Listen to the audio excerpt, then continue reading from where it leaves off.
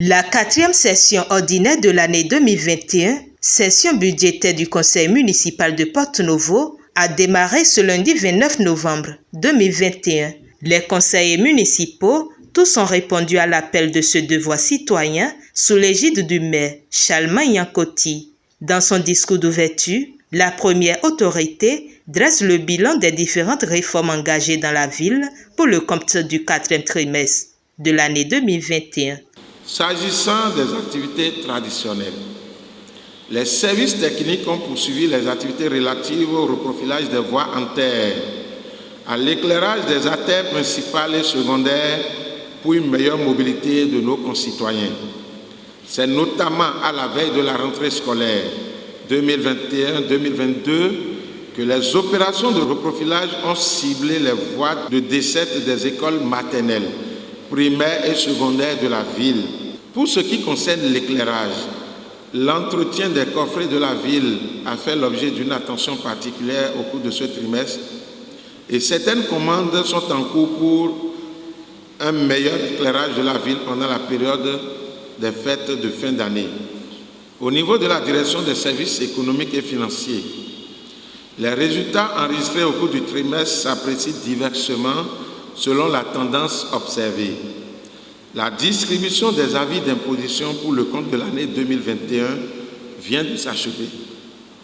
Il en ressort que 20 882 avis sont signifiés, c'est-à-dire réellement placés, sur un total de 39 788 avis imprimés, ce qui représente un pourcentage de 53%. Des oppositions à la réception des avis inquiètent et suscitent une réflexion de fond, la recherche de solutions appropriées et surtout le concours des personnalités ici présentes. D'une manière générale, les ressources propres de la ville sont évaluées à 1 119 797 691 francs CFA à fin octobre 2021 contre une réalisation de 947 735 274 francs CFA au cours de la même période, l'année 2020, soit un taux de 118% correspondant à un gap positif de 172 62 417 francs dû essentiellement à l'effet des réformes. C'est dire que les services techniques de notre municipalité fournissent des efforts très encourageants dans la mobilisation des ressources propres. Ils réalisent une croissance de 18% par rapport à l'année dernière et nous apportent par cette même démonstration que le potentiel existe bel et bien dans notre ville et dans notre administration. Dans le domaine des gares routières, les tâches de stationnement réalisées à la suite des réformes depuis le mois de mai 2021 jusqu'à fin octobre de l'année en cours s'élèvent à 108 79 600 francs, soit 6 mois de mise en œuvre contre une prévision annuelle de 17 millions. C'est donc dire que nous avons besoin de réformes audacieuses. La belle preuve, toutes les communes nous emboîtent aujourd'hui les pas. Il est donc indéniable de mettre les différents acteurs dans de meilleures conditions de travail. C'est pourquoi nous avons pris en bail un domaine d'environ 2000 m² pour servir de gare routière à Wando. Nous envisageons par cette démarche supprimer toutes les gares sauvages qui prennent en otage certaines rues, obstruant ainsi la circulation et causant par ricochet d'énormes nuisances aux riverains. À la date d'aujourd'hui, les travaux de construction sont presque terminés. Nous espérons commencer l'exploitation au plus tard en début de l'année prochaine. Toujours dans la même veine de l'amélioration des ressources propres, nous avons engagé des réformes dans l'occupation du domaine public par l'enrôlement quasi exhaustif des bars, restaurants, buvettes existants sur notre territoire grâce à l'appui des chefs quartiers que je remercie au passage et qui seront désormais un acteur clé du dispositif. Nous avons également entrepris au cours du dernier trimestre une réforme pour susciter l'obligation du recours au permis de construire à toutes les personnes désireuses d'ériger de nouveaux bâtiments, quelle que soit l'envergure dans la ville. Cette réforme, au-delà du renforcement de la mobilisation des ressources propres, vise surtout la sécurité des paisibles populations de notre ville et la protection des zones dites basses et inondables. L'un des défis majeurs qui nous attend est également l'assainissement du domaine foncier. Nous saisissons donc l'occasion pour porter à l'attention de la population que les opérations cadastrales vont bientôt commencer dans le 4e et 5e arrondissement. À cet effet, nous inviterons très prochainement par des communiqués tous les propriétaires des fonciers bâtis ou non sur le territoire de Porto-Novo à procéder à la pose d'une plaque d'identification. Un dicton de chez nous enseigne que c'est l'enfant qui sait maintenir ses mains propres qui est invité à la table du festin des aînés.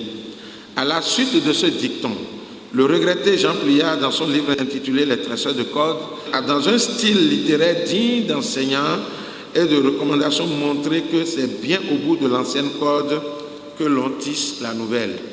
C'est fort de cet enseignement que notre mandature s'est donné le privilège de poursuivre la noble et exaltante tâche de valorisation de la culture béninoise à travers l'organisation du Festival international de Porto-Novo. En effet, après une année de suspension essentiellement due à la pandémie de la COVID-19, le FIP aura lieu du 2 au 10 janvier prochain. Un point après lequel le maire Chalmin Yankoti dévoile le menu de cette 4e session ordinaire de l'année 2021. Nous serons appelés à adopter la communication relative au budget 2022 et aussi nous prononcer sur le plan annuel d'investissement gestion 2022 de notre ville. Je voudrais d'ores et déjà vous informer que nos efforts consentis dans l'élaboration du PDM de la ville ont été couronnés de succès avec l'approbation du dit document par l'autorité de tutelle. C'est dire que je ne doute pas un seul instant de notre capacité à travailler d'arrache-pied au cours de nos présentes assises pour doter notre ville de ces précieux outils de développement. Nous ne saurions terminer cette allocution sans rappeler à toutes nos concitoyennes et concitoyens que la pandémie de Covid-19 continue de sévir dans notre ville, comme nous le savons tous. L'une des ripostes les plus rassurantes à cette pandémie est la vaccination que le gouvernement de son Excellence, le président Patrice Athanase Guillaume Talon, a bien voulu mettre gracieusement à la disposition des populations béninoises. Certains de nos concitoyennes et concitoyens continuent d'être sceptiques. Qu'il nous soit donc permis de les rassurer et de leur dire que la seule issue favorable à nous tous ici, c'est bel et bien la vaccination. Celle-ci est d'autant plus pertinente que dans les quelques jours, notre chère ville sera la vitrine et recevra des étrangers et des touristes curieux de connaître la culture béninoise.